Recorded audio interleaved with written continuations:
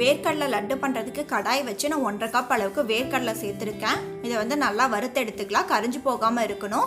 நல்லா வறுத்ததுக்கு அப்புறமா வேர்க்கடலையில் இருக்க தோல் எல்லாத்தையுமே நம்ம எடுத்துடலாம். இப்போ இதை மிக்ஸி ஜாரில் சேர்த்திட்டு ஒரு 3 தடவை பல்ஸ் பண்ணிக்கோங்க. ஒரு தடவை நல்லா கலந்து கொடுத்துட்டு வாசனைக்கு 5 ஏலக்காய், நான் 1 கப் அளவுக்கு வெல்லம் சேர்க்குறேன். உங்கள் சுவைக்கு ஏற்ற மாதிரி அட்ஜஸ்ட் பண்ணிக்கோங்க.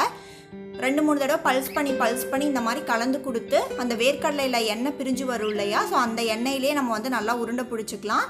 ஸோ செக் பண்ணுறதுக்கு அப்பப்போ கையில் இந்த மாதிரி எடுத்து உருண்டை பிடிச்சி பார்த்திங்கன்னா நல்லா உருண்டை பிடிக்க வரணும் நமக்கு. ஸோ அதுதான் கரெக்டான பதம். இப்போ ஒரு பவுலுக்கு மாற்றிட்டு ஒரு தடவை நல்லா மிக்ஸ் பண்ணி கொடுத்துருங்க. இப்போ நான் ஒரு சின்ன எலுமிச்சம்பழ சைஸ் அளவுக்கு பார்த்தீங்கன்னா உருண்டை பிடிச்சிக்கிறேன். நல்லா அழுத்தி உருண்டை பிடிச்சிக்கோங்க, எந்த வெடிப்பும் எதுவுமே இல்லாத மாதிரி. அவ்வளோதான், நம்மளோட ஆரோக்கியமான வேர்க்கடலை லட்டு பார்த்தீங்க அப்படின்னா ரெடி ஆகிடுச்சு.